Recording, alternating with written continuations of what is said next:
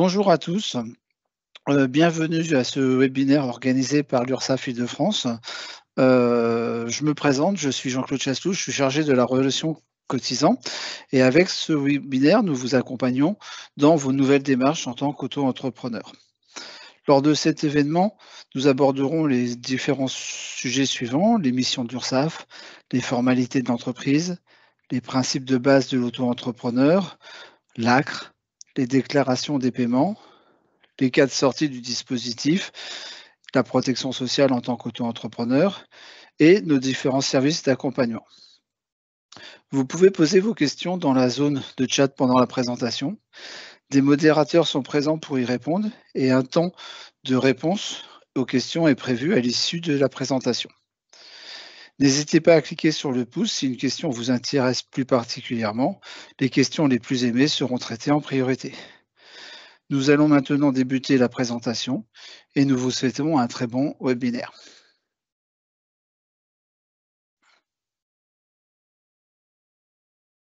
Le sommaire. Donc le sommaire, nous avons l'avant-propos, les missions de l'URSSAF, les formalités, le statut, l'ACRE, déclarer vos cotisations, la protection sociale, les services et contacter l'URSSAF et s'informer. L'avant-propos. Donc les premiers mois avec l'URSSAF, c'est un accompagnement lors de votre début d'activité, un accompagnement personnalisé et gratuit pour tout savoir sur vos droits et démarches.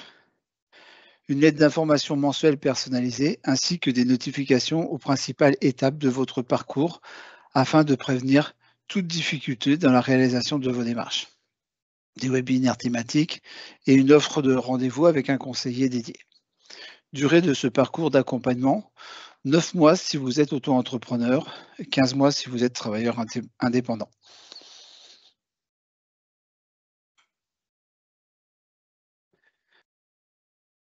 Pour en savoir plus sur cette offre, vous devez inscrire directement à la lettre d'information pour être accompagné pas à pas les premiers mois de votre activité sur ursaf.fr/mes premiers mois.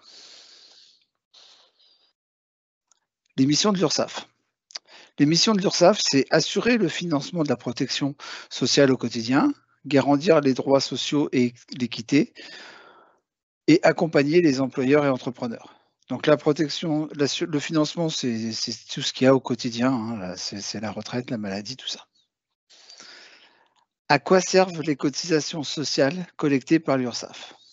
Donc, dans l'ensemble des cotisations que l'URSSAF collecte, hein, puisque nous sommes un collecteur de cotisations, il y a 38% qui représentent la santé, 28% la retraite, 9% la famille, 8% l'assurance chômage, 6% l'autonomie et donc jusqu'à la formation professionnelle et les aides au logement et à invalidité. Donc, c'est un ensemble de toutes les cotisations versées sont redistribuées directement sur ces différents postes.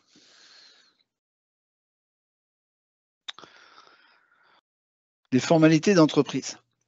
Donc, maintenant, toute création d'entreprise, création, modification ou même radiation, doit se faire sur le site de l'INPI, ce qu'on appelle le guichet unique, formalité.entreprise.gouv.fr.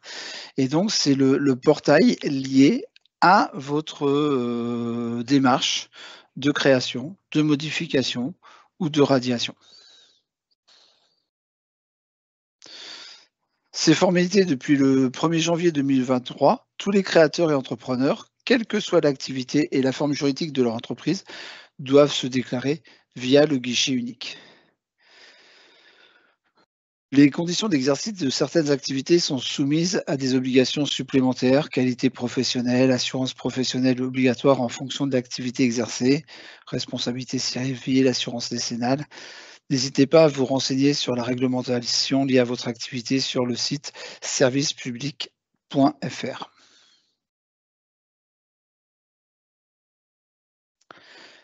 Les principes de base du statut de l'auto-entrepreneur. Le statut qui répond à un seuil de chiffre d'affaires. Donc, quand vous avez une activité de vente, vous ne devez pas dépasser 188 700 € de chiffre d'affaires, d'accord? Et pour les prestations de services, 77 700. Si vous avez une activité mixte, c'est-à-dire une activité et de vente et de prestation de services, le chiffre global ne doit pas dépasser 188 700, incluant 77 700 dans les prestations de services.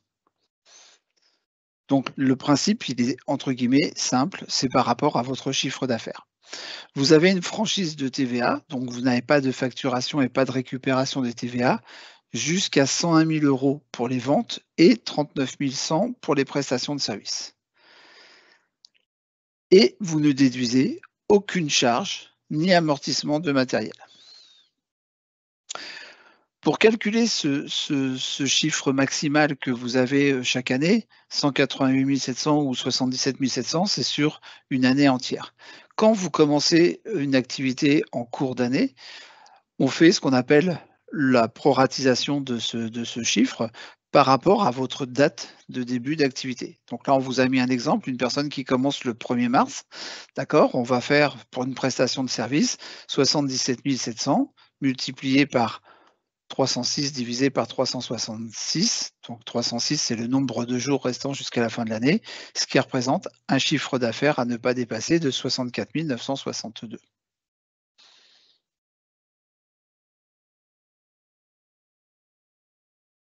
Le principe de base des cotisations et des contributions sociales.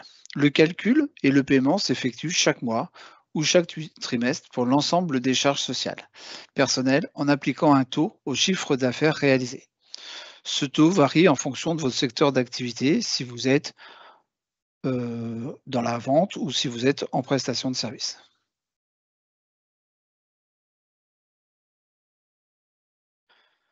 Les cotisations et contributions relatives à la protection sociale sont obligatoires, sont l'assurance maladie, l'invalidité décès, l'allocation familiale, la CSG, CRDS, la retraite, et il y a également une contribution à la formation professionnelle.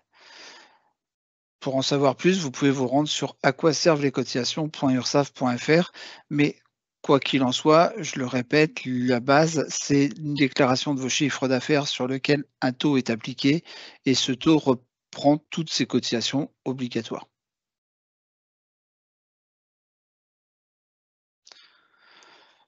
Vous avez l'option pour le versement libératoire de l'impôt sur le revenu. Le paiement de l'impôt sur le revenu est lié à l'activité de l'auto-entrepreneur s'effectue en même temps que les charges sociales en appliquant un taux au chiffre d'affaires réalisé. C'est une option, d'accord? Il ne faut pas que votre revenu fiscal de référence n'excède pas 27 478 € par part de quotient familial sur votre déclaration de revenus 2022. Vous pouvez faire des simulations sur impôts.gouv.fr, et vous avez la possibilité de changer d'option dans les 3 mois qui suivent votre création ou avant le 30 septembre de chaque année pour une application au 1er janvier de l'année suivante. Donc le prélèvement libératoire, c'est un pourcentage supplémentaire qui équivaut, il faut le voir comme ça, à l'impôt sur le revenu.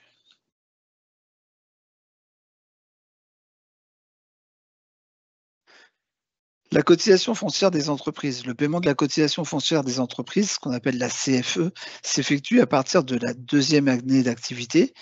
Son montant varie en fonction du lieu d'implantation de votre entreprise, et vous pouvez être exonéré de la CFE en cas de chiffre d'affaires, inférieur à 5 000 €. Pour en savoir plus, pareil, rendez-vous sur service-public.fr.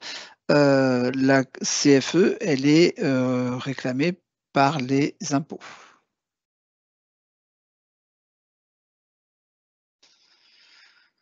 Si vous déclarez un chiffre d'affaires annuel supérieur à 10 000 € 2 années civiles consécutives, vous devez ouvrir un compte bancaire dédié à votre activité d'auto-entrepreneur.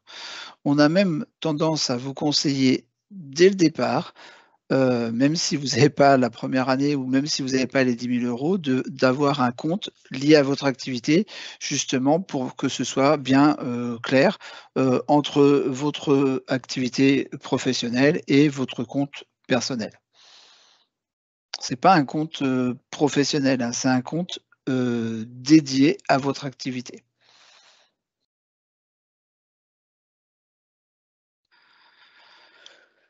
Sur tous les documents, vous devez indiquer certaines choses, c'est-à-dire sur vos factures, sur votre note, vous devez indiquer le compte bancaire dédié à l'activité professionnelle, la dénomination utilisée pour l'exercice de l'activité, votre nom ou votre nom d'usage, et vous devez également précéder ou suivi ou entrepreneur individuel ou les initiales EI, ce qui veut dire entreprise individuelle. D'accord? Entrepreneur individuel. Donc ça, c'est important que sur les différents documents que vous ayez, facture, commande, vous ayez ces précisions qui soient indiquées.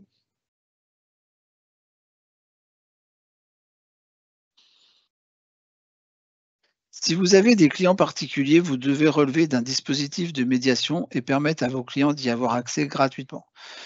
Vous devez choisir un médiateur à la consommation en cas de litige et si vous n'arrivez pas vous-même à régler avec votre client la situation à l'amiable, il est possible pour votre client de saisir le médiateur que vous aurez désigné. Ça, vous pouvez vous rendre sur le site www.economie.gouv.fr, médiation COSAN, et vous avez tous les renseignements également. L'ACRE.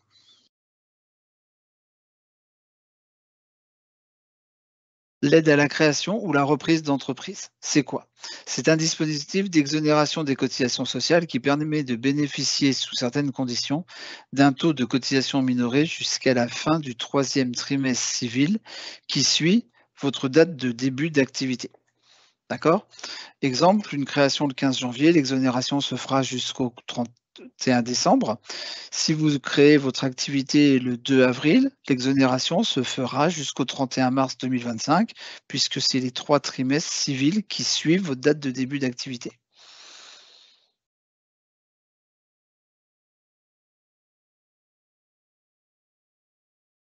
Les taux de cotisation, que vous avez en tant qu'auto-entrepreneur sur ce qu'on appelle le régime, de croisière taux plein, c'est le pourcentage que vous avez, quand vous avez, une activité de vente ou de prestation de service, 12,30, 21,20.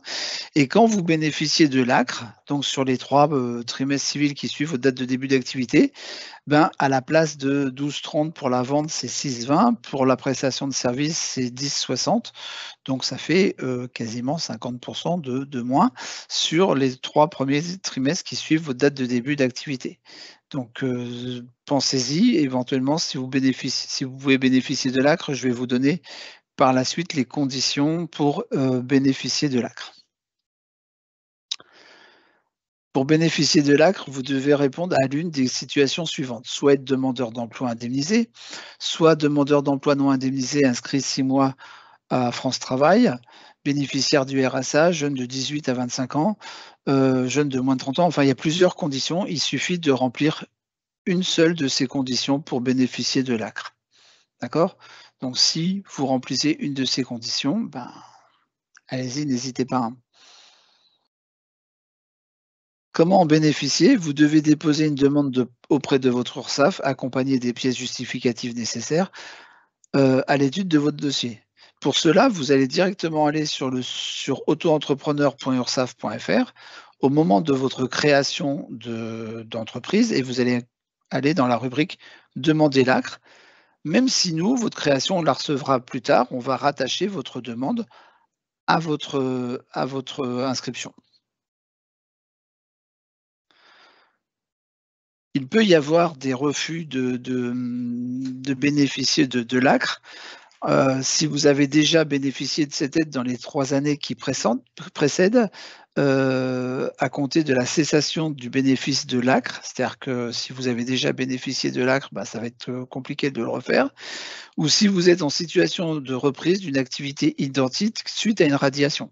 Exemple, vous avez une activité, peu importe l'activité, vous l'avez cessée le 31 décembre, ou là, vous la cessez là et vous reprenez tout de suite la même activité, bah, même si vous remplissez les conditions, ça sera un refus de bénéficier de l'ACRE.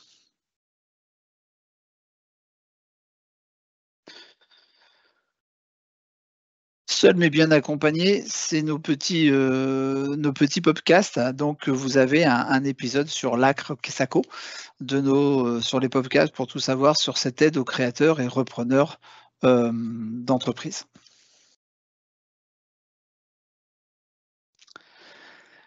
Déclarer et régler vos cotisations. Donc l'obligation de dématérialisation depuis le 1er janvier 2019, les auto-entrepreneurs doivent obligatoirement réaliser leurs déclarations et règlements de matière dématérialisée. Pour cela, vous allez créer ce qu'on appelle un compte en ligne sur autoentrepreneur.ursaf.fr ou sur l'application mobile gratuite Auto-entrepreneur URSAF. Ça fonctionne très bien. C'est un espace sécurisé qui vous permettra de réaliser vos démarches en ligne, d'effectuer vos déclarations et règlements, de télécharger, le cas échéant, vos attestations, que ce soit une attestation de vigilance, une attestation de chiffre d'affaires, et de gérer également vos informations personnelles. C'est très simple, ça fonctionne vraiment très bien. Donc, c'est une obligation, je le répète, que ce soit dématérialisé, soit sur l'application mobile, soit sur le compte en ligne. Voilà comment ça se présente. Vous avez un exemple, au départ. Bienvenue sur le service de l'auto-entrepreneur.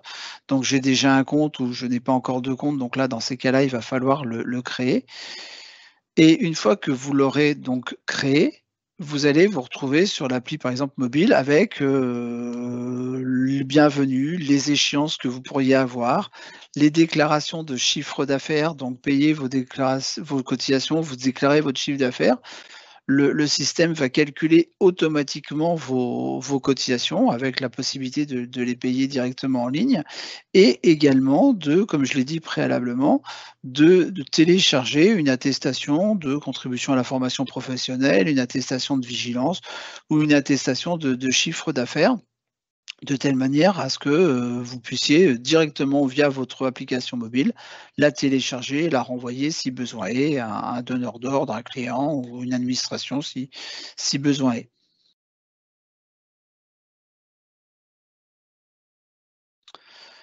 Déclarez votre chiffre d'affaires, quand faire vos déclarations? D'accord? Vos déclarations de chiffre d'affaires sont accessibles entre le premier et le dernier jour du mois qui suit la période déclarée. Exemple, vous avez opté pour le trimestre. Vous devez déclarer le premier trimestre entre le 1er et le 30 avril, hein, donc janvier, février, mars, entre le 1er et le 30 avril. Si vous avez opté pour la période mensuelle, vous devez déclarer votre, déclaration du mois de mars entre le 1er et le 30 avril, c'est-à-dire le mois qui suit le mois qui s'est écoulé.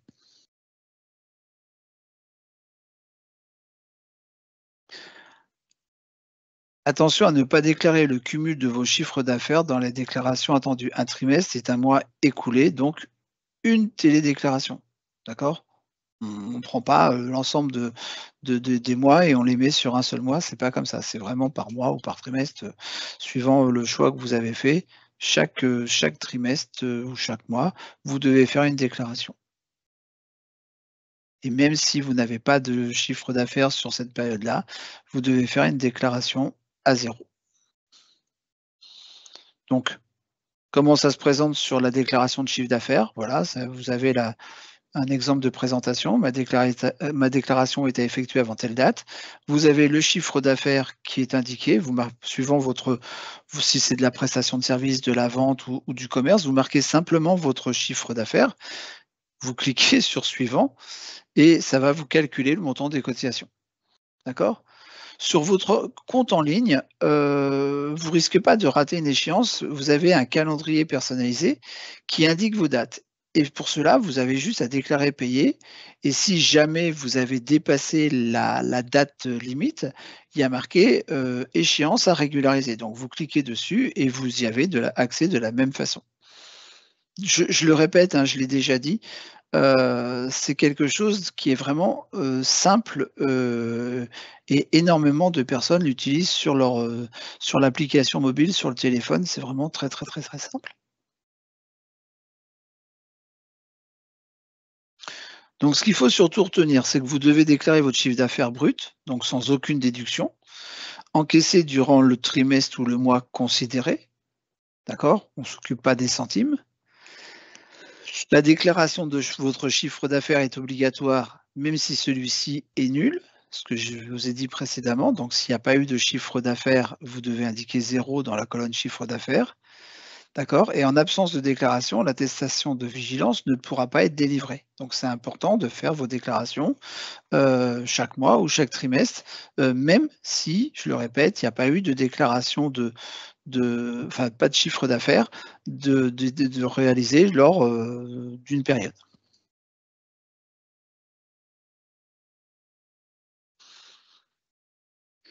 Réglez vos cotisations. Les moyens de paiement les plus simples, vous avez le choix entre 2 modes de paiement, le télépaiement recommandé ou la carte bancaire. D'accord? Le télépaiement vous permet de modifier le montant de vos règlements jusqu'au jour de l'échéance. C'est un mode de paiement exclusif. Une fois mis en place, vous n'aurez plus accès au paiement par la carte bancaire. Donc ça veut dire quoi? Ça veut dire que vous enregistrez vos coordonnées bancaires et quand vous faites votre déclaration, il y a un petit onglet avec marqué «Payer». Vous cliquez dessus et ça va indirectement faire comme un prélèvement sur votre compte bancaire à la date d'échéance. Donc, exemple toujours sur l'application, vous avez fait votre déclaration, vous avez un total à payer, donc paiement déjà effectué, là il n'y en a pas. Total à payer 112, paiement du solde. Donc soit vous avez le paiement par le télépaiement, soit paiement par la carte bancaire. En bas, vous cliquez sur payer et automatiquement ça va se faire.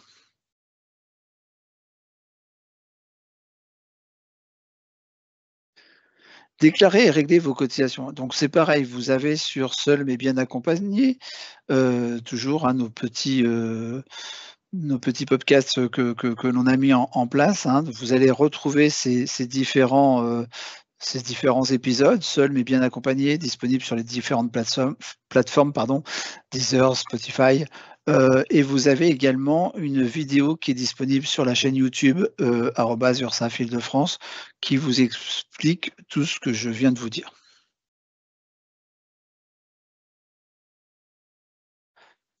Les cas de sortie du dispositif. Donc, bien sûr, il y a la bascule volontaire dans un régime réel d'imposition. Parce que, exemple, vous avez des charges importantes et que le statut d'auto-entrepreneur ne vous convient pas ou plus, soit parce que vous avez dépassé les seuils de chiffre d'affaires pendant 2 années consécutives. Donc là, vous allez, ce qu'on appelle, sortir du dispositif pour reprendre ce qu'on appelle un régime réel d'imposition. Si pendant 24 mois, pendant 2 ans, vous déclarez aucun chiffre d'affaires ou vous déclarez zéro, on va vous sortir du dispositif, partant du principe que si vous avez eu aucun chiffre d'affaires en 24 mois, c'est que votre activité ne fonctionne pas et bien sûr, le dernier cas, c'est la cessation d'activité à déclarer auprès de guichet unique comme quand vous allez faire votre inscription sur formalité.entreprise.gouv.fr, bah, c'est vous qui prenez la décision d'arrêter, votre activité. La protection sociale. Donc les différents interlocuteurs, l'URSSAF, comme je l'ai dit au départ, nous sommes, là pour recouvrir les cotisations. À côté de ça, vous avez, les professionnels, la santé, c'est géré par la caisse d'assurance maladie, la caisse primaire d'assurance maladie, amélie.fr et la retraite est gérée par l'assurance retraite. Certaines professions libérales relèvent, de la CIPAV. Donc la CIPAV, les cotisations, c'est toujours géré par l'URSSAF, ça ne change pas. Les remboursements maladie sont gérés par la caisse primaire d'assurance maladie. Par contre, la retraite, c'est la caisse des professions libérales, c'est la CIPAV qui gère ça.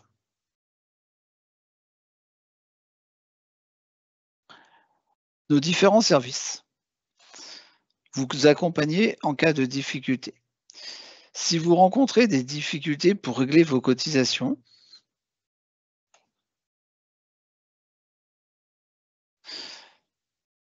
excusez-moi, j'ai eu un pop-up sur mon ordinateur.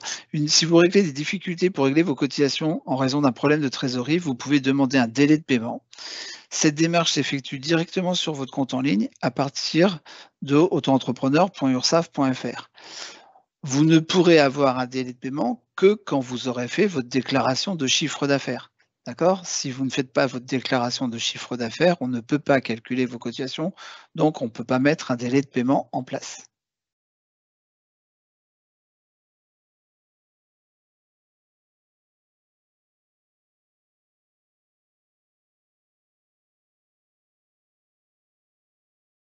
J'ai un s L'action sociale. Votre protection sociale vous permet, sous certaines conditions, de bénéficier d'une action sanitaire et sociale avec des aides mises en place par l'assurance maladie ou l'assurance retraite.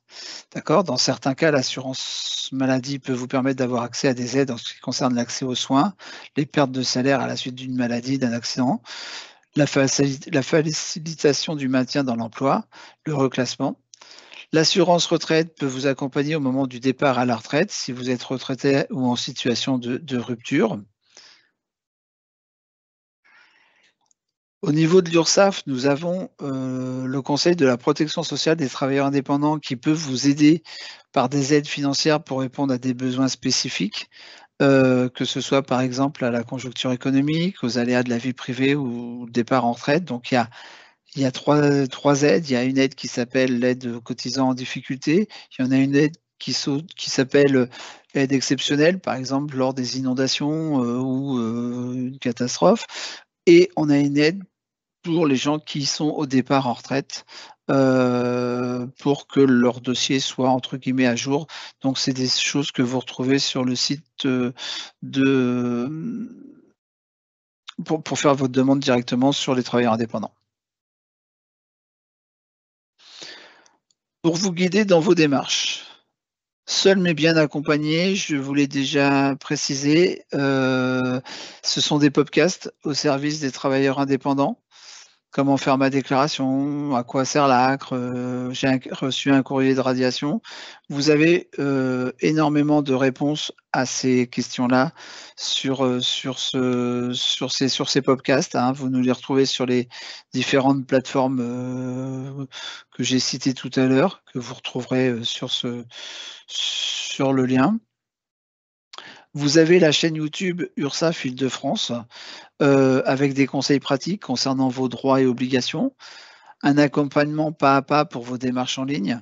Il y a pas mal également de de de vidéos voilà que nous avons mis en place, que ce soit sur le statut de l'auto-entrepreneur, que ce soit il y a pas mal de, ouais, il y a presque une soixantaine de vidéos disponibles. Il suffit de vous abonner sur la chaîne YouTube de l'URSSAF Île-de-France. Upstart Île-de-France, le webzine des entrepreneurs franciliens. Donc, c'est des articles pour découvrir les actualités en offre de services de l'URSSAF, des conseils, un agenda pour retrouver les dates des prochains événements organisés ou accéder au replay des webinaires passés. Donc rendez-vous sur upstart-idf.fr, mais de toute façon, vous aurez accès à ce PowerPoint, donc toutes ces informations, vous pouvez les retrouver. Les webinaires,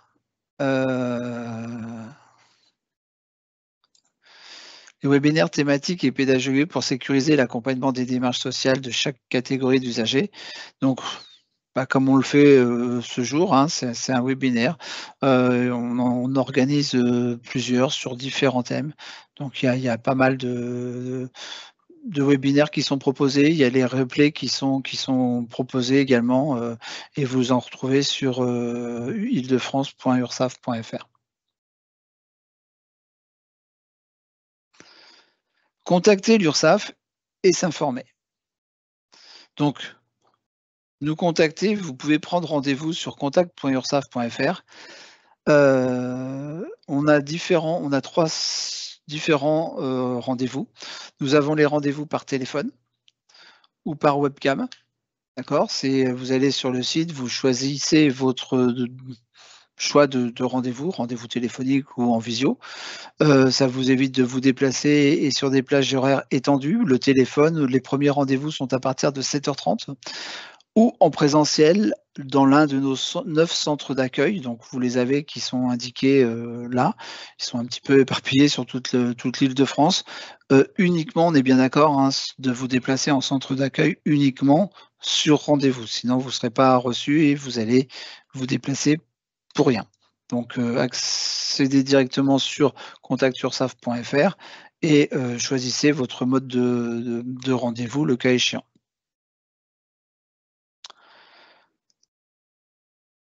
Vous informez sur notre service d'accompagnement des créateurs, www.ursaf.fr mes premiers mois. Pour réaliser des simulations, www.monentreprise.ursaf.fr et sur l'utilité des cotisations sociales, à quoi servent les cotisations.ursaf.fr.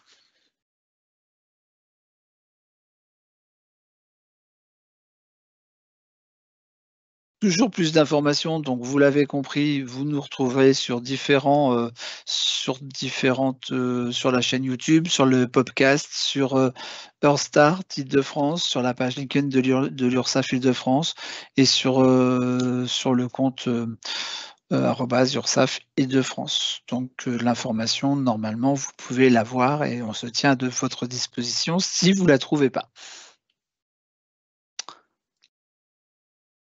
Des questions? Eh bien, un grand merci Jean-Claude pour cette présentation. Du coup, je vais reprendre un petit peu les questions parce qu'on en a eu pas mal, donc on va essayer de faire un petit tour. Alors déjà, Jean-Claude, on a une personne qui nous demande si en micro-entreprise, il faut toujours mentionner le EI sur les documents. Oui. Ah, c'était pas le cas il y a quelque temps. Maintenant, c'est devenu, entre guillemets, une obligation. C'est, entreprise, entreprise individuelle puisqu'une micro est une entreprise individuelle. Donc oui. Merci. Autre question, cette fois plutôt sur les déclarations. Donc, au niveau du chiffre d'affaires, est-ce qu'il s'agit bien du chiffre d'affaires encaissé et non du chiffre d'affaires facturé qu'il faut déclarer? Alors surtout le chiffre d'affaires encaissé, d'accord? Parce que vous pouvez très bien faire réaliser une prestation, faire une facture et que votre client vous paye, 3-6 mois après ou dans l'extrême ne vous paye pas, vous n'allez pas déclarer quelque chose que vous n'avez pas perçu. Donc c'est vraiment par rapport à l'encaissement, même si votre encaissement se rapporte à une facture que vous avez émise, X mois ou X, semaines, en arrière, par rapport à l'encaissement. Merci. On a également pas mal de questions sur les taux au niveau du dépassement. Est-ce qu'il serait possible de refaire un petit point sur cette diapositive, s'il te plaît?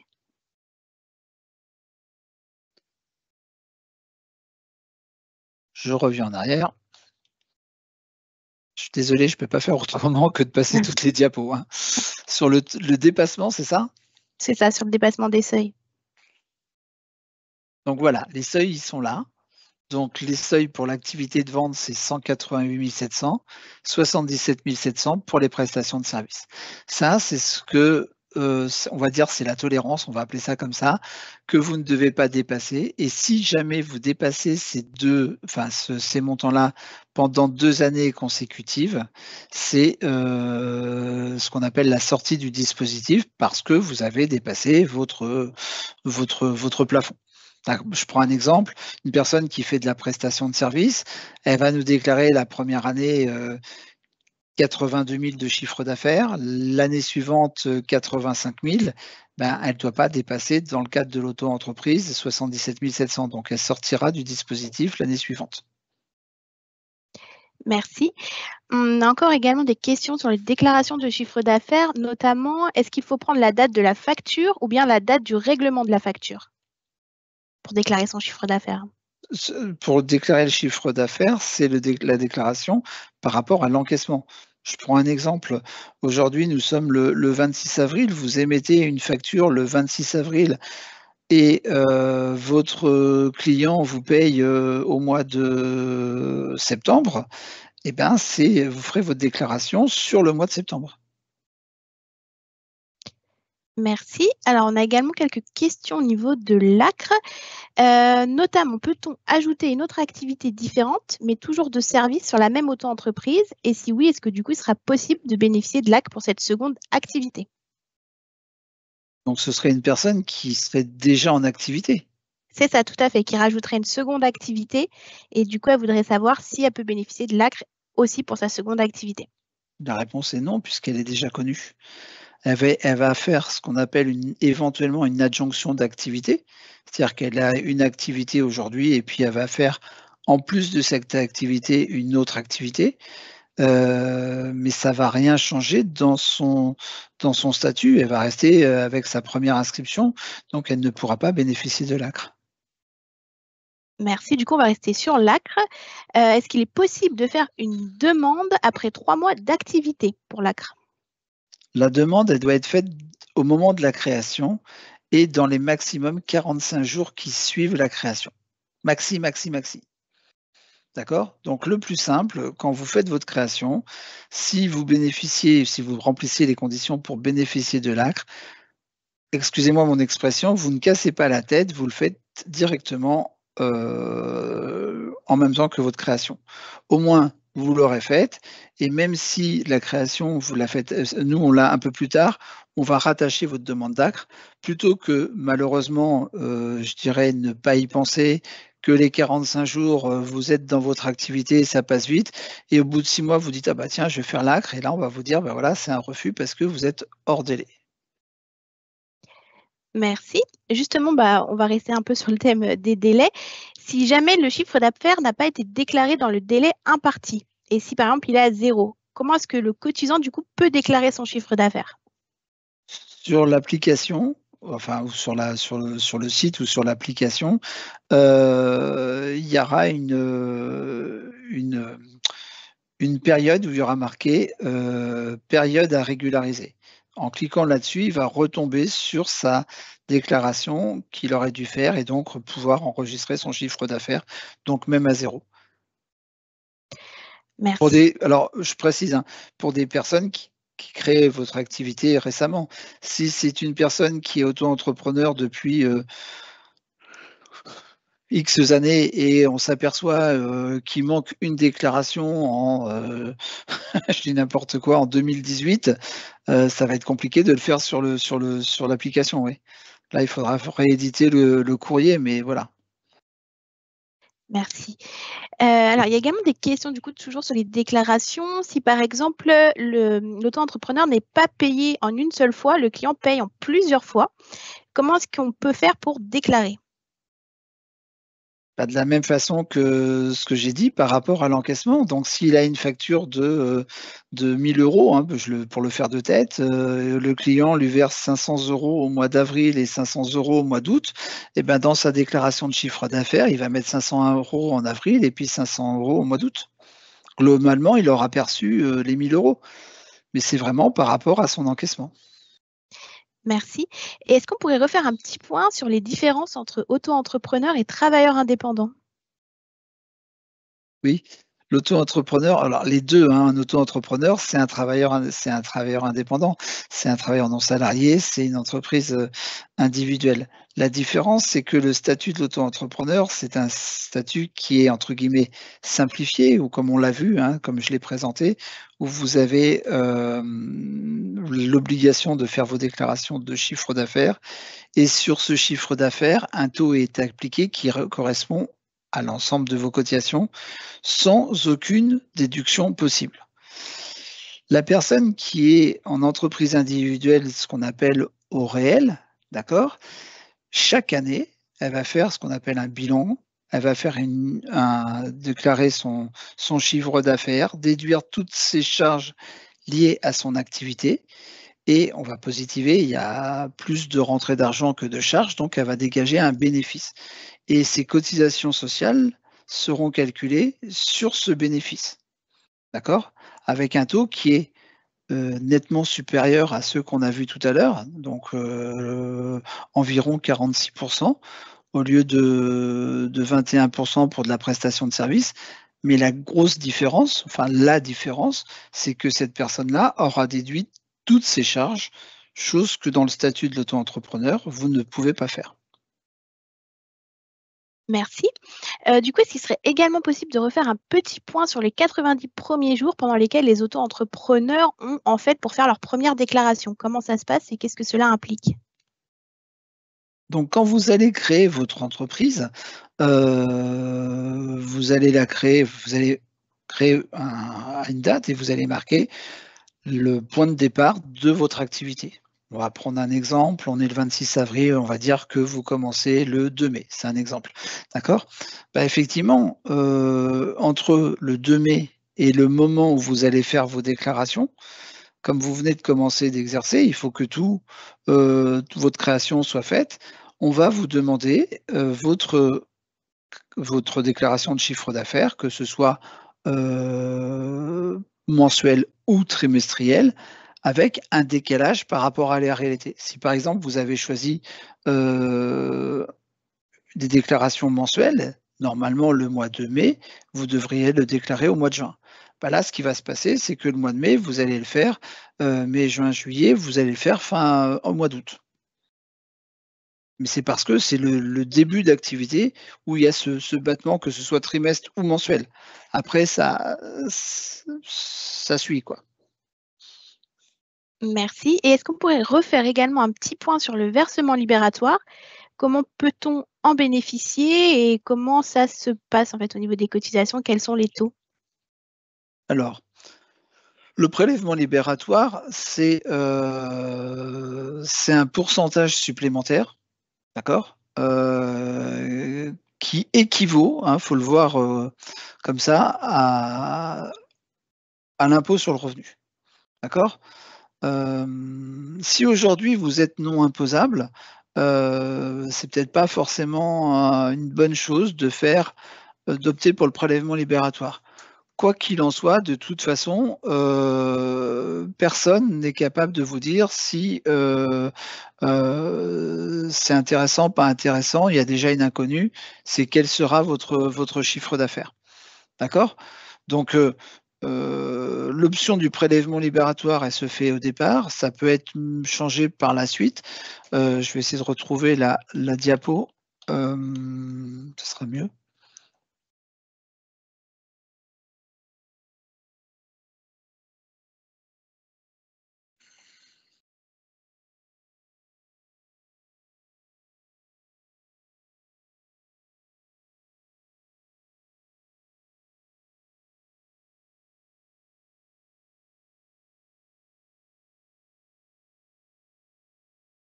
Si vous la voyez, vous m'arrêtez, hein. Mais, je la recherche en même temps, mais en fin de compte, le prélèvement libératoire, c'est un taux supplémentaire qui équivaut, il faut le voir comme ça, à l'impôt sur le revenu. C'est-à-dire que si vous optez pour le prélèvement libératoire, vous allez, par la suite, l'année suivante, quand vous allez faire votre déclaration aux impôts, vous allez dire: «Moi, j'ai opté pour le prélèvement libératoire», et les impôts vont rien vous réclamer. Si vous n'optez pas pour le prélèvement libératoire, vous allez avoir, votre déclaration de chiffre d'affaires à faire, et l'administration fiscale va calculer, le cas échéant, votre, montant d'imposition. D'accord? Faut le voir comme une question plutôt de simplicité. D'accord? Mais, hem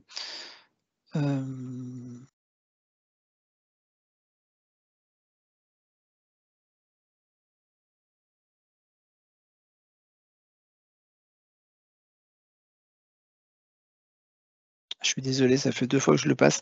Je vais la retrouver, hein. Donc voilà, faut le voir, j'espère que j'ai répondu à la personne. Si jamais c'est pas clair, ben, que la personne n'hésite pas à reposer sa question, je reviendrai dessus. Mais voilà, faut le voir comme une simplicité, ça peut être vu. Merci beaucoup. Du coup, bah, il y a également beaucoup de questions sur à quoi cotisent les auto-entrepreneurs au niveau des cotisations sociales, sécurité sociale, retraite, chômage. Si on pourrait refaire également un petit point dessus?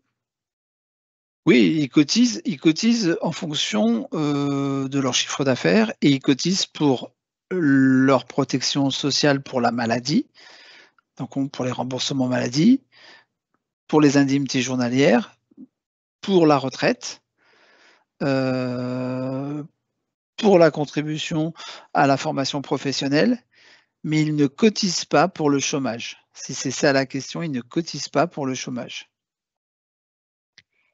Merci. On a également des questions au niveau des modifications, par exemple une modification d'activité ou bien une fermeture de l'auto-entreprise. Où est-ce que ces démarches peuvent se faire? Toujours sur le site, guichet unique géré par l'INPI depuis le 1er janvier, 2023. Donc tout ce qui est création, modification ou, cessation d'activité, c'est sur le site de l'INPI. Merci. Alors, j'essaie de voir. Ah oui, il y a également des cotisants qui se demandent ce qu'est une attestation de vigilance et comment est-ce qu'on peut l'obtenir.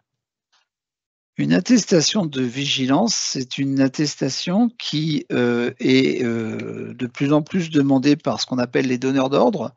Pas trop les particuliers, mais quand vous travaillez avec une entreprise et tout ça, c'est une attestation qui précise que vous êtes à jour dans vos déclarations et dans vos paiements. Donc si les cotisations ne sont pas réglées, cette attestation ne sort pas. Si il manque des déclarations, cette attestation ne sort pas. D'accord?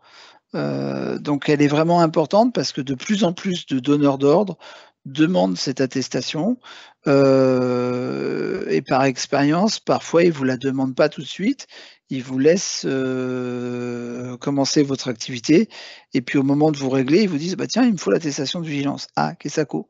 Alors le peu que vous ayez omis de faire une déclaration ou un paiement, cette attestation ne sort pas. Si tout est on va dire, clair, si les cotisations sont réglées, les déclarations sont faites, vous allez sur votre appli, vous téléchargez votre attestation de vigilance et vous l'avez de suite, hein.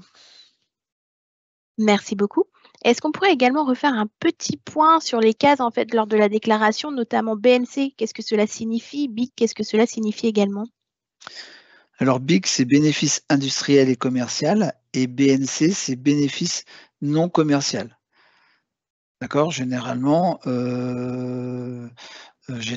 quand vous avez une activité de vente, c'est un BIC et une prestation de service telle que, par exemple, du conseil, c'est du BNC, comme exemple, hein. Merci. Et on a également pas mal de questions sur les déductions possibles en auto-entreprise. Est-ce que c'est possible de déduire quelque chose au niveau des factures et du coup du chiffre d'affaires? Eh bien non. L'avantage du statut de l'auto-entrepreneur, c'est justement que ce soit simplifié. L'inconvénient, c'est que vous ne pouvez déduire aucune charge. Quand je dis aucune charge, c'est aucune charge liée à votre activité. J'ai pas d'exemple en tête, mais prenons l'exemple d'un plombier, qui achète le carrelage, qui achète pour refaire une salle de bain, qui achète tout et qui fait une facture globale. Bah oui, il aura acheté le carrelage, il aura acheté, la baignoire, il aura acheté le lavabo, enfin de la douche, ce que l'on veut, mais il pourra pas le déduire et ça va rentrer dans son chiffre d'affaires. Donc c'est très, très important de prendre en considération justement ces charges. Vous avez, alors moi je suis un spécialiste pour en trouver, mais on peut jamais dire que vous n'avez pas de charges. Parfois vous avez des activités, vous avez peu de charges de fonctionnement, et puis parfois vous avez des activités, vous avez des charges importantes de fonctionnement.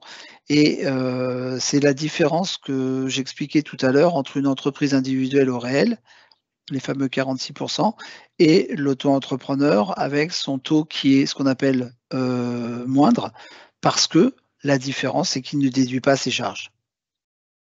Aucune, qu'on soit bien d'accord. Merci beaucoup. Et on a également pas mal de questions au niveau de la TVA. Si jamais l'auto-entrepreneur dépasse le seuil, comment ça se passe? Est-ce que c'est nous qui allons l'avertir? Est-ce que ce sont les impôts? À quel moment il doit facturer la TVA? Alors, c'est pas nous qui allons l'avertir, c'est directement les impôts, oui, qui vont, où il va être soumis à la TVA. Donc c'est pareil, c'est quelque chose où il faut être un petit peu vigilant au départ parce que je vous souhaite à tous que votre activité elle fonctionne super bien et qu'au bout d'un moment, vous ayez un chiffre d'affaires important, hein. C'est un peu le but d'une création d'entreprise. Mais si au départ, vous n'avez pas de TVA et que vous avez une facture moindre, si dans 6 mois, vos clients habituels, vous leur dites maintenant, il y a tant de TVA en plus, ils ne vont pas forcément comprendre. Voilà, donc il faut être assez vigilant sur ça. Bien sûr, vous ne pouvez pas savoir quel sera votre chiffre d'affaires. Au départ, sur vos factures, vous devez mentionner que vous êtes exonéré de la TVA. Donc il il y a un code général des impôts qui le dit, je ne l'ai pas en tête, mais c'est au niveau des impôts.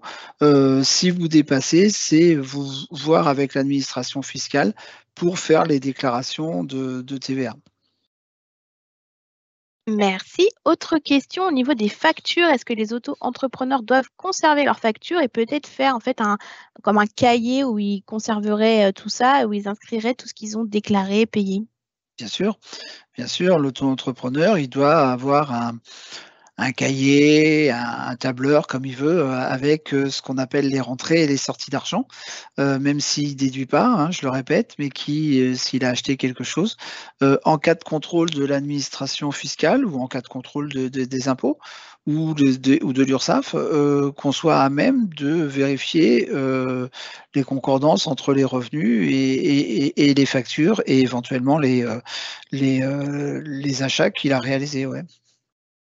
Donc ça peut être un cahier, ça peut être un tableur, ça peut être, voilà, en gros, on a 2 cases, hein, on a les recettes et les dépenses. Et généralement, les recettes, elles sont, elles sont issues d'une facturation. Donc il y a une facture et d'où découlent des recettes. Et les dépenses, bah, c'est pareil, normalement, on a une facture qui représente ces dépenses, même si ce n'est pas déductible au niveau de ce que j'ai dit préalablement. Mais oui, il faut garder ces documents-là. Merci. Et il y a également des cotisants qui nous demandent où est-ce qu'ils peuvent nous indiquer leur choix, donc soit d'adhérer au versement libératoire ou soit d'y renoncer. Alors l'adhésion, entre parenthèses, j'ai retrouvé la La diapo. la diapo, elle est là. L'adhésion, c'est une option, hein, c'est quand vous faites votre création d'activité, vous allez avoir une case, il y a marqué option, prélèvement libératoire, oui, non. Si vous cochez oui, automatiquement, on va appliquer ce taux complémentaire. Si vous marquez non, ça ne sera pas appliqué.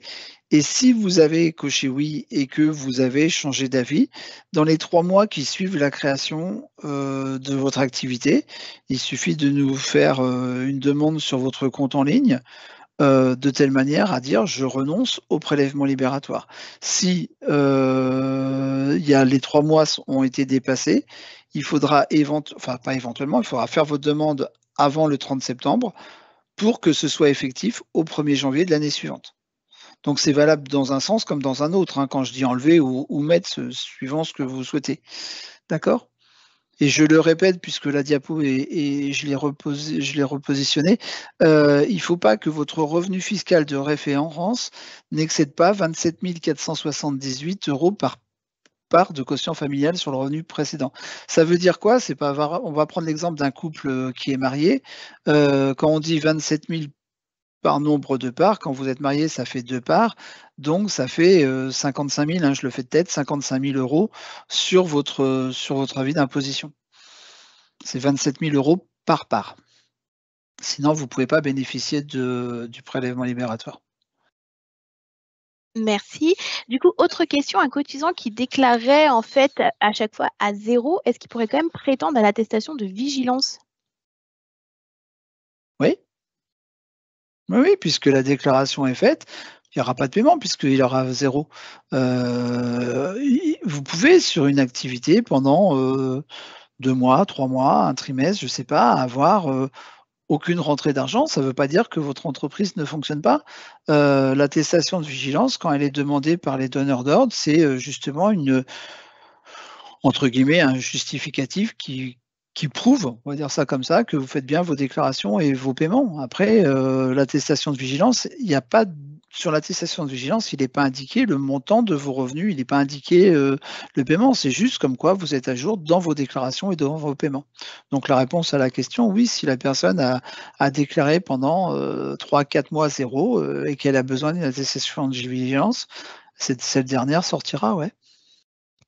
Merci beaucoup. Du coup, on a également, alors je regarde, oui, il y a des cotisants qui se demandent est-ce qu'on peut leur proposer en fait un exemple de facture qu'ils pourraient adresser à leurs clients? Alors nous pas comme ça. Je sais que sur internet, on peut trouver assez facilement et il me semble, mais là je le dis, il me semble que sur, une des présentations sur YouTube, sur les tutos, il y a une présentation. Mais en gros, c'est le nom, l'adresse de l'entreprise, le numéro de sirène bien entendu, entreprise individuelle ou EI, et après de la facture avec les différentes prestations qui ont été faites. Prestations ou ventes, hein, peu importe. Mais c'est des choses qu'on trouve facilement, quoi. Après, j'en ai pas, moi, à vous proposer là. Il me semble, hein, de mémoire, que sur un des tutos de l'URSSAF, il y a un exemple. Merci. Et du coup, est-ce qu'on pourrait refaire un point car beaucoup de cotisants se demandent s'ils ont le droit d'être salariés et également auto-entrepreneurs? Grande question. Oui, là, alors globalement, je vais vous dire oui. Après, ce qu'il faut vraiment regarder, si aujourd'hui vous êtes salarié et vous souhaitez avoir un statut auto-entrepreneur, ce que je vous conseille de faire, c'est déjà de regarder votre contrat de travail. Si votre contrat de travail vous autorise à exercer une autre activité ou une activité parallèle, ça, c'est une première chose. Parfois, vous avez des contrats de travail qui vous disent: «Bah, vous n'avez pas le droit du tout d'exercer» ou «Vous n'avez pas le droit parce que c'est la même activité». C'est vrai, si vous êtes, salarié en tant qu'électricien et que vous vous mettez à votre compte en tant qu'électricien, c'est moyen. Maintenant, ça, c'est votre contrat de travail qui vous le dit. D'accord? Mais la réponse, oui, dans l'ensemble, vous pouvez avoir un statut, d'auto-entrepreneur en plus d'une activité salariée. Par mesure de sécurité, vous devez informer votre employeur de ce statut, d'accord? Il ne peut pas s'y opposer sauf si votre contrat de travail, vous l'interdit. Et si, à partir du moment où l'informé, qu'il vous fasse un courrier comme quoi il a l'information de cette, on va dire, de cette double activité. Qu'il n'aille pas un jour ou l'autre, penser que vous exercez votre activité sur vos heures de travail. Sinon, c'est pas top. Mais la réponse globalement, à part si votre contrat de travail vous dit le contraire, globalement, vous avez la possibilité d'exercer votre activité, d'être salarié et d'avoir un statut d'auto-entrepreneur, parallèlement. Merci beaucoup. Du coup, est-ce qu'on pourrait refaire un petit point sur l'ACRE? Comment est-ce qu'on peut l'obtenir? Quels en sont les bénéfices et où est-ce qu'on pourrait faire la demande? Alors l'ACRE, c'est les conditions, voilà. Les conditions, c'est, il y a certaines conditions à remplir, elles sont là. Être demandeur d'emploi, indemnisé, bénéficiaire du RSA, enfin il y a plusieurs des conditions. Il faut en remplir une seule et vous faites votre demande d'ACRE au moment de la création. D'accord? Pour cela, vous allez sur autoentrepreneur.ursaf.fr. Il y a une rubrique «Demander l'ACRE» et là, vous allez avoir, ce questionnaire à télécharger et joindre les justificatifs. Par exemple, si vous êtes demandeur d'emploi, joindre le document qui justifie que vous êtes demandeur d'emploi, et vous faites votre demande en même temps que votre création. Merci beaucoup. Alors, je vois également des questions sur est-ce qu'on pourrait refaire un petit point, en fait, du coup, sur le taux des cotisations pour un auto-entrepreneur? Le taux de cotisation, donc je vais pas parler de l'ACRE, hein. Le taux de cotisation, ce qu'on appelle le régime de croisière, quand vous avez une activité de vente, vous avez, 12,30 de cotisation sur votre chiffre d'affaires. Pour les prestations de services, c'est 21,20 ou 21,10, mais on va dire 21 auquel il faut rajouter, éventuellement la formation professionnelle. Donc pour faire très simple, quand vous avez une activité d'achat et de vente, d'achat et revente, vous avez à peu près, hein, j'arrondis 13 de cotisation. C'est-à-dire que vous allez encaisser 100, il y en a 13 qui vont sortir. Quand vous êtes en prestation de service, je vais le faire toujours, je vais l'arrondir, je vais être large même, je vais dire 22%. Vous encaissez 100 €, il y en a 22 qui vont ressortir. Il faut le voir comme ça se fait, c'est presque facile à anticiper. Je veux dire, une personne qui a un statut d'auto-entrepreneur, elle fait une prestation où elle vend quelque chose, hein, peu importe, le pourcentage, on le connaît à la base, elle a encaissé tant, elle sait combien elle va reverser. C'est pas compliqué. Ça s'anticipe, facilement, quoi. Merci beaucoup. Pour tous les cotisants qui sont soumis à TVA, où est-ce qu'ils pourraient trouver leur numéro de TVA?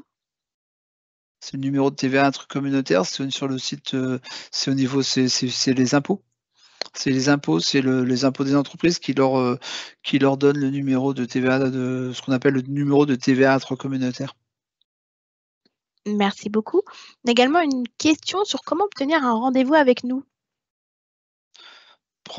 Alors si, les rendez-vous, faut aller sur le site de l'Urssaf. Vous prenez un rendez-vous soit physique en centre d'accueil, soit téléphonique, soit en visio. D'accord? Donc c'est vous qui choisissez. Vous pouvez aller, je le précise, vous pouvez vous rendre dans n'importe quel si c'est comment ça s'appelle? Si c'est un rendez-vous physique, vous pouvez vous rendre dans n'importe quel centre d'accueil d'Île-de-France. C'est pas lié à votre domicile ou votre entreprise. Exemple, vous avez votre entreprise qui est à, Paris. Si vous voulez, avoir un rendez-vous à Montigny-le-Bretonneux, à Saint-Ouen ou à Cergy, c'est tout à fait possible. Vous pouvez prendre rendez-vous sur tout ce qui est en Île-de-France. Pas au-delà de l'Île-de-France, mais en Île-de-France. Donc ça, c'est présentiel. Téléphone, ben, c'est pareil, hein, vous avez, quand vous allez sur le site, de l'Urssaf pour prendre un rendez-vous, vous allez avoir 3 modes de rendez-vous: téléphone, visio, présentiel.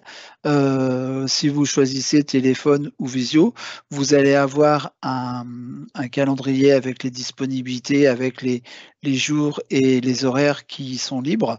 Et si c'est téléphone, c'est nous qui vous appelons à l'heure convenue. Si c'est une visio, c'est pareil. Si c'est vous qui téléphonez à l'Urssaf, c'est complètement différent. C'est un numéro spécifique et là, vous allez tomber sur une plateforme qui va vous accorder que quelques minutes pour vous renseigner. En tant que chargé de la relation cotisant, quand moi j'appelle des cotisants, quand je suis en visio ou quand je suis en présentiel, les rendez-vous, c'est des rendez-vous, de 30 minutes. Donc on arrive à faire le point, assez facilement, en 30 minutes. Merci beaucoup. On a également des questions sur en fait les auto-entrepreneurs qui passeraient par des plateformes de paiement. Est-ce qu'ils peuvent retirer ces frais ou pas du tout? Quand vous dites, alors je pense que la personne qui pose là où les personnes qui posent cette question font allusion à des plateformes comme Uber ou des choses comme ça. Nous, ce qui nous importe, c'est ce que la personne a encaissé et la commission que la plateforme a pris, le cotisant, il l'a pas encaissé, hein. Merci. Donc Et c'est vraiment ce qu'il a encaissé. tout à fait. Est-ce qu'un auto-entrepreneur peut être à l'étranger? Il peut créer son entreprise, en France, et puis se trouver à l'étranger et gérer, je ne sais pas, suivant son activité. Effectivement, s'il fait de la prestation de service, ça va être compliqué peut-être de revenir systématiquement. Mais s'il fait, quelque chose, par exemple, s'il fait des prestations à distance telles que du conseil ou je ne sais pas, via son ordinateur, oui, qu'il soit à l'étranger, c'est possible. Merci beaucoup. Est-ce qu'on pourrait également refaire un petit point sur la CFE? Oui, c'est la contribution alors, je vais revenir sur,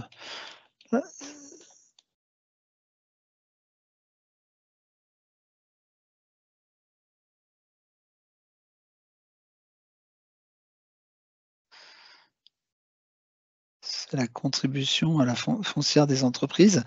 Donc, c'est ce qu'on appelle de la taxe des entreprises en fin de compte, hein, et c'est, pareil réclamé par l'administration fiscale. Ça s'effectue à partir de la 2e année d'activité. et son montant varie en fonction du lieu d'implantation. Donc, suivant le lieu où vous vous trouvez au niveau de votre entreprise, vous pouvez avoir une CFE qui est différente. L'exonération de la CFE, en cas de chiffre d'affaires en 2022 avant la dernière année, inférieur à 5 000 €, vous êtes exonéré de CFE, mais il faut en faire la demande. Et ça, vous avez les renseignements sur service-public.fr dans Merci la beaucoup. rubrique CFE. Autre question, justement un petit peu en rapport. Un cotisant qui n'aurait pas opté pour le versement libératoire, doit-il du coup faire une déclaration auprès des impôts de du coup son chiffre d'affaires perçu pour l'auto-entreprise?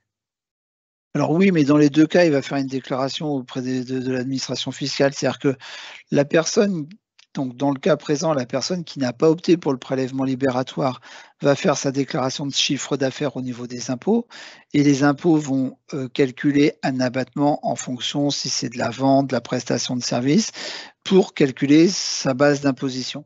Si la personne a opté pour le prélèvement libératoire, elle va quand même déclarer à l'administration fiscale, c'est-à-dire aux impôts, son chiffre d'affaires en précisant qu'elle a opté pour le prélèvement libératoire. Donc les impôts vont enregistrer la déclaration, vont faire l'abattement, mais ne vont rien calculer puisque, comme je l'ai dit tout à l'heure, le prélèvement libératoire équivaut à un prélèvement à la source de l'impôt sur le revenu. Et dans les 2 cas, il faudra faire la déclaration au niveau des impôts.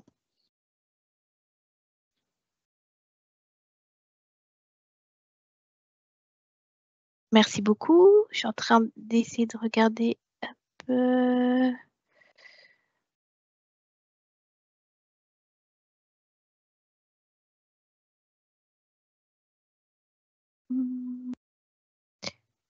Oui, on a également des questions au niveau du paiement pour les auto-entrepreneurs. Quelle est la différence entre paiement par carte bancaire et télépaiement?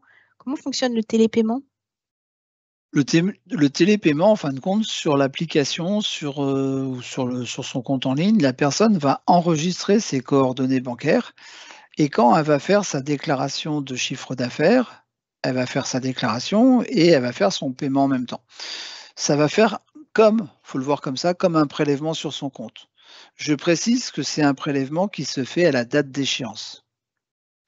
Ce que je veux dire par là, c'est que quand vous devez déclarer, par exemple, on est au mois d'avril, les gens qui vont faire leur déclaration, les auto-entrepreneurs qui vont faire leur déclaration du mois d'avril, au mois de mai, d'accord? Ils vont faire ça, par exemple, le 10 ou le 15 mai. Ils vont faire le paiement. S'ils ont déjà enregistré leurs coordonnées bancaires, le prélèvement sera débité sur leur compte qu'à la date à laquelle, à la date butoir, c'est-à-dire dans mon exemple, début juin. D'accord? C'est la date, la déclaration d'avril, elle va se faire entre, le 5 mai et grosso modo le 5 juin. Donc le paiement, il se fera à ce moment-là. Si la personne n'a pas opté pour ce mode de paiement, la possibilité, c'est de payer par carte bancaire, comme on fait, sur internet, en enregistrant les coordonnées de sa carte bancaire. Merci. On a également pas mal de cotisants qui se demandent la différence entre du coup les déclarations qu'ils font chez nous, ce qu'ils payent, et la déclaration qu'ils vont faire aux impôts. Qu'est-ce qu'ils payent auprès de nous et qu'est-ce qu'ils payent auprès des impôts? Qui paye, à notre niveau, c'est les cotisations, ça équivaut aux cotisations sociales. Au niveau des impôts, c'est l'impôt sur le revenu s'ils sont soumis à imposition, s'ils sont imposables. Je pourrais donner comme image la personne qui est salariée. Sur sa feuille de paye, elle a des retenues qui sont faites sur sa feuille de paye, une partie qui sont payées par l'employeur, une partie qui sont payées par le salarié, entre ce qu'on appelle le brut et le net. Ça, c'est les cotisations sociales. Et quand la personne est salariée, chaque année, elle fait sa déclaration d'impôt auprès du centre des impôts. Après, elle a des impôts à payer ou elle n'en a pas suivant son revenu, son nombre de parts. Il y a plein de choses qui rentrent en ligne de compte. Mais c'est ça, les impôts, c'est les impôts. Si la personne est imposable, et nous, c'est les cotisations personnelles qui sont liées à leur protection sociale. Un peu comme je viens de le comparer pour un salarié, c'est ce qu'il y a sur sa feuille de paye. Merci beaucoup. Autre question, est-ce qu'un auto-entrepreneur peut obtenir un extrait CABIS? Et si oui, où peut-il l'obtenir? Oui, un auto-entrepreneur peut avoir un extrait CABIS.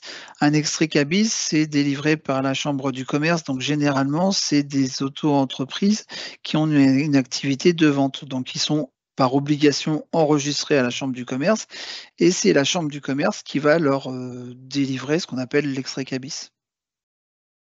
Merci. Du coup, là, on va prendre une toute dernière question et du coup, on va finir par celle-ci. Un auto-entrepreneur qui exerce depuis son domicile sera-t-il soumis à la CFE? Malheureusement, oui. Malheureusement, oui, parce que c'est ça, c'est et son domicile et son lieu d'activité. Donc oui, oui. Mais je le redis, hein, que les personnes n'hésitent pas à aller sur service-public.fr pour avoir divers renseignements. Mais la CFE, elle est, liée au lieu d'activité et effectivement, la personne qui est auto-entrepreneur et qui, exerce son activité depuis, son domicile, il y en a quand même beaucoup, bah, son domicile devient en même temps son lieu d'activité. Voilà.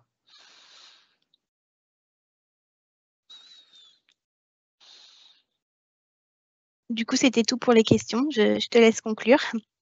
Bah, j'espère que j'ai répondu à toutes les questions que vous avez posées, hein. Je vous le redis de toute façon, il y a différents liens. Je vous remercie de votre participation à ce webinaire. Je vous invite à prendre quelques instants pour répondre à notre enquête de satisfaction. Normalement, vous allez recevoir un lien pour cela et vous pourrez pardon, retrouver ce replay très prochainement, sur notre chaîne YouTube et sur le lien qui va vous être transmis. D'accord? Et pour un accompagnement à chaque étape, je vous rappelle que vous pouvez découvrir nos podcasts, spécialement pour les indépendants, seuls mais bien accompagnés. Vous avez le lien sur le replay. Je vous souhaite à tous une très, très bonne, création d'entreprise. Pour ceux qui ont déjà démarré, bah, que ça continue. Sachez que l'URSSAF, reste à votre écoute et à votre disposition. N'hésitez pas à prendre des rendez-vous pas forcément physiques, hein, téléphoniques, ça marche bien. Visio, ça marche bien. Si vous avez, besoin d'un complément d'information ou si vous avez, une question en suspens. Et je le redis, si vous pouvez bénéficier de l'ACRE, ben, pensez-y. Regardez les conditions, c'est quand même du plus parce que quand on crée une entreprise, au départ, ben, il faut la lancer cette activité et si au départ vous pouvez bénéficier, pour le faire de tête et je le résume, quasiment 50 de remise sur vos cotisations, bah, c'est pas plus mal, quoi. Voilà, je vous souhaite à tous encore une très bonne création et une très bonne journée.